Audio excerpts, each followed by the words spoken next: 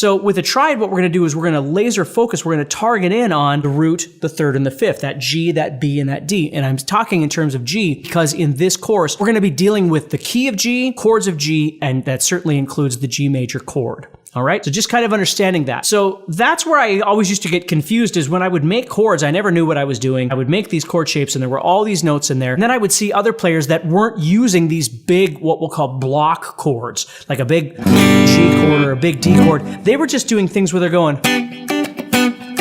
And we could look at those things as chord fragments, smaller pieces of these bigger chords, but more importantly is what's going on with them and how are they working? Because that way when we are in a musical situation, we see these various chords, we can decide, do we want to play them as bigger block chords or do we want to play them as smaller chords? What register do we want to play them in? Do we want to play them lower, higher? Do we want to play them all over the fretboard, or do we just want to kind of compile everything into one place on the fretboard? There's a lot of really amazing things you can do by learning where your triads are.